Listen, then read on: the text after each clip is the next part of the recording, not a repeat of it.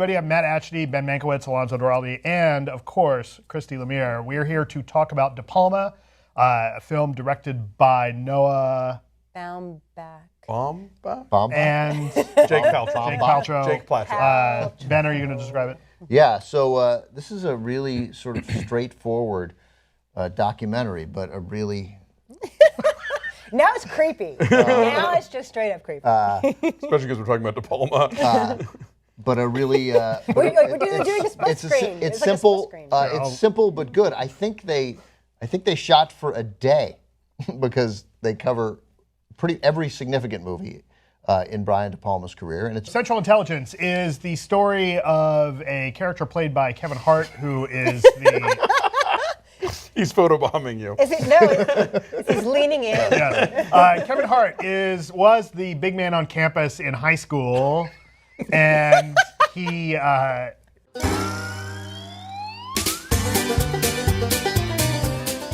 Is there's so much expectation, and this one actually fulfills it. Like, you're all looking forward to that moment, and I remember it so well. I'll never forget this. I was at the Ziegfeld Theater in New York, back when I was still with the AP in New York, and that moment where the mask comes on and the helmet comes down and it's silent, and he takes his first breath as Darth Vader. Like, you could hear a pin drop. Like, it was chilling because we're all looking forward to that first moment. So this gives us that, and it gives an exploration of what made Anakin become evil. But, and I felt satisfied by that. And yet seconds later, you get that awful no, which I think takes away from it. But let me just, because she mentioned that thing, because it gets me every time. And I don't make movies, and I would be terrible at it. But we get one breath.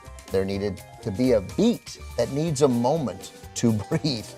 So we get the electronic hissing, which on the I watched that one with the thing. It says electronic hissing, mechanical breathing or something. And so we get that. It doesn't. I would have had two, and then we get a dumb. We get a dumb wipe, and you're taken out of this powerful moment. They're making the babies, parallel editing. We have birth happening, right? I don't know. I'm pretty sure I've seen a movie where you didn't do a wipe. But the parallel editing that we see, so the one that really bothers me. 15, maybe 20 years from the events of the end of Revenge of the Sith and the beginning of A New Hope, right? And at some point, Ewan McGregor has turned into Sir Alec Guinness. Like, he had a rough 18 years. Right? Like, what's he been in Vegas the whole time? Like, written hard, put away wet. How old is Princess Leia? Like 20? Is she like 25? Which we gotta believe, because we gotta believe they're 18 to 20. That's like the right. Like that's okay. Yeah, she and Luke are the same. Oh, that's age. a really good point. I right. So you've just been drinking whiskey the whole time. At the end of Jedi, don't we get why is it we have to have Hayden Christensen's ghost now in the special edition, but it's still Alec Guinness's and not Ewan McGregor's. Right. Cool sidequel to 300 out this week, Rise of an Empire. I didn't see it. I didn't see the first 300. They looked too faggy for me. It is super gay. I mean, like in all the best possible ways. Well, like super shirtless, hunky, like hairless. Oiled. They wrestle. They go. The Spartans. They like to wrestle in their leather straps. It's like Folsom. Okay, so this is Is it a concurrent story with 300? It's kind of like the Athenian side of it and the Persian side of what was going on when Gerard Butler led his mighty 300. I was confused about the timeline on this. All I know is it's kind of a Xerxes origin story, because he's like a normal dude, and then eventually he rises out of this evil gold mystical river and becomes the god that we know him to be. I kind of wanted more Xerxes in this. Take a look. So it's hilariously, ridiculously bad and numbing and over the top. I kind of wanted to start a speed ramping drinking game, right? What's speed ramping? Okay, so the thing where it's super slow. Slow, bam, yeah, right? And like within the first 2 minutes, they do it 80 times. So, explain this to me. I had gone to see this right after seeing Peabody and Sherman. That's a full day. Which does a spoof of the 300 style speed ramping. That's really funny. So it was very hard to take this seriously. The other distracting thing about this screening for me, some asshole brought a couple of 10-year-olds to this movie. It's super R. This is a very hard R, and I'm going to say this right now. Yeah. You bring little kids to this movie, you're a bad parent. Yeah. I'm just saying so. No, it's true. I mean, like, it's super violent, and of course it's really cartoony, but then there's this ridiculous hate fuck scene between... Among other things. Between Ava Green and Sullivan Stapleton. Yes. It's naughty, it's violent, it's weird. This movie really wants to be 300. And it's similar. And it's in the title. It gets a lot of the things that stand out. It's, a lot of the blood flying around and... The nautical battle stuff is pretty cool. Some of it is, but then some of it's kind of stupid. Like what? Well, like the first battle scene between the first naval battle between the small Greek force and the large Persian force that makes it look like they're coming down this big hill. It's like a big hill of water. It's the ocean. It's a tide. It's called a tide. Right, but it's like this giant hill, and like you see these point of view shots from the Persians, like they're gonna come riding down this hill, and it's like, wait, what? Right, because you want realism in your 300 movies, right?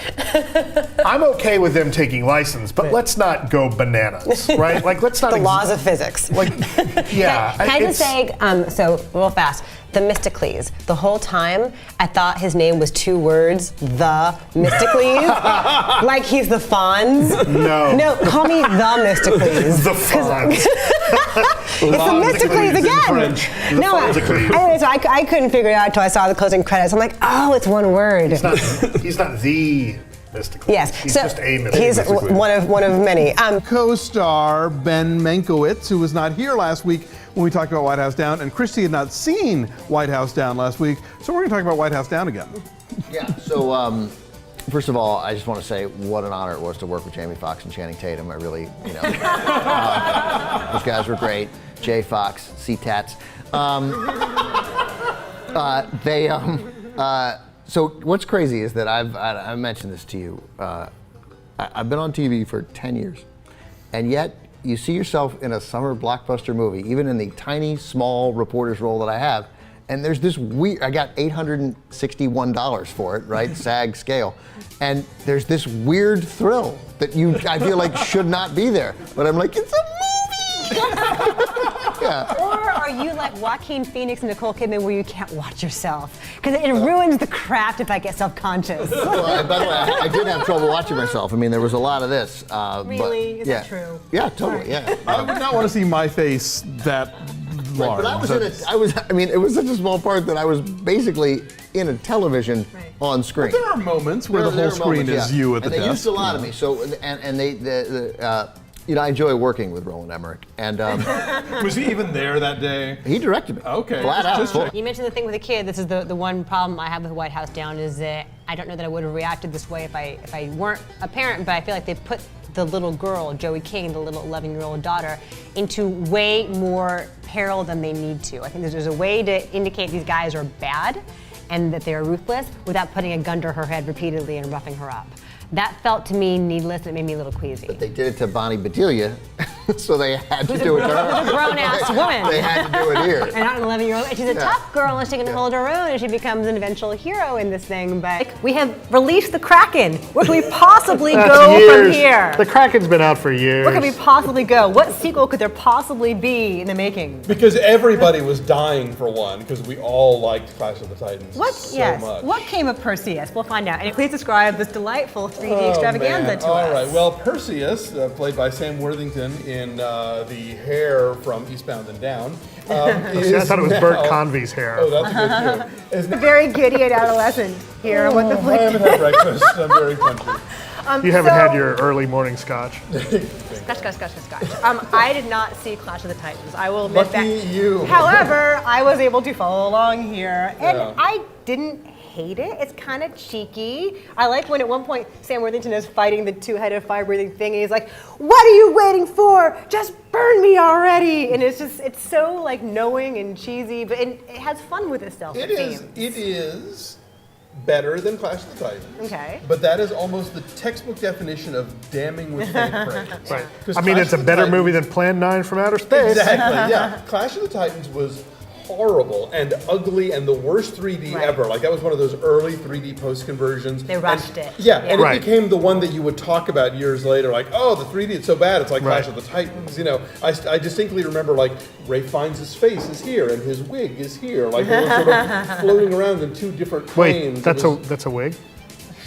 He's all method. He didn't grow his hair out long to play Hades. I like to think that Ray Fiennes was like taking furious script notes on Coriolanus during the breaks in this. Because I want to think that he and Liam Neeson were talking about Schindler's List the whole time on set. Remember that good movie we made together all those years ago? Yeah, Liam Neeson, this is... It's crap. It's not as bad as the first one. Now, for those people that have seen Clash of the Titans from a couple years back and thinking, is this worse? Is this better? It is better. Okay. That's And not much there's to your say, blur. right? Like, if you hated Clash of the it's- Titans, you might hate this right? last, right? It's a That's Matt. I'm Christy. That's Alonso. That's Ben. We are all here because we all saw X-Men: Days of Thunder. What's it called? What's it called? Apocalypto. X-Men? Yes, No, Apocalypse no. at some point in time. Apocalypse. Apocalypse then. no. Apocalypse. It's XMen Apocalypse. X-Men Apocalypse. It's got a name. Right. Do you want to describe it to us, Alonso?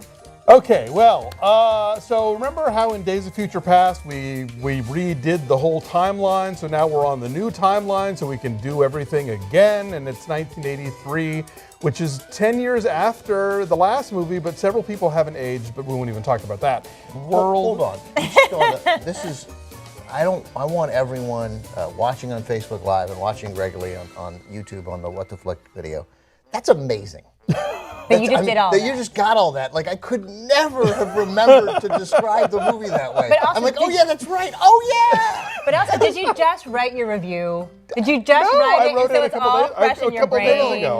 It's amazing, and everyone should Recall. appreciate it for the greatness. Continue. So, Very- wait, very kind of if you. I may, Ben, maybe we're supposed to pay attention to the movie. Yeah, I got it. But who knows? This Like, is who complicated, remembers though. all that? Just like, there's no notes. That's just impressive storytelling.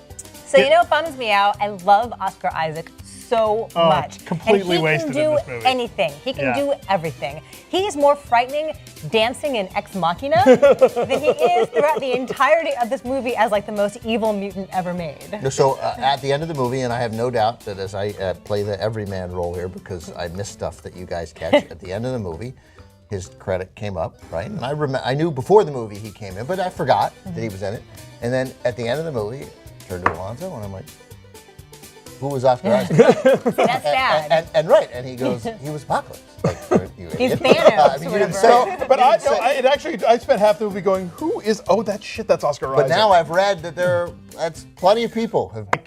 There's this, almost corporate mandate that you have to put in Wolverine, and right? Sorry, spoilers. Okay, maybe a spoiler, but look, like that's in the trailer. There's a lot right? of characters in this movie. Right, so, like, a they- ton of characters. And in like this we movie. see that in the trailer. We see that there's an appearance, by a guy with claws in the trailer. So Right. it's not Who that could it much be? of a It could spoiler. be Let's anybody. talk about the actors being put to waste in this film for a second. I mean, you've got Jennifer Lawrence and Michael Fassbender and James McAvoy and Rose Byrne and Oscar Isaac. Yeah. and Ty Sheridan and Cody Smith-McPhee and Olivia Munn and Poor Olivia Munn. Yeah, Olivia Munn, who was so great on Newsroom, and like all of her chits as legit actress, she then has to make this movie where they put her in like a ninja stripper outfit. She's in like dominatrix like strips of latex, and then like the one moment where Apocalypto, whoever's name is, it's like all these people standing there, Yeah. and they're like on rocks with their outfits on, which are like super sexy fetish gear. Like you watch him make them over, like, ooh, you have too much on. Yeah, We need to put less on you. there's, And I laugh- it's supposed to be there's a serious. joke in the I first laugh. X-Men movie where Wolverine talks about yellow spandex. It's like, oh, ha ha, this worked in the comics, but it would be ridiculous if Now, we did it in a movie. In I her have a defense, question. I have a quick question. Is that how they look in the comic books, though? Because like, is it supposed to be that's a? exactly how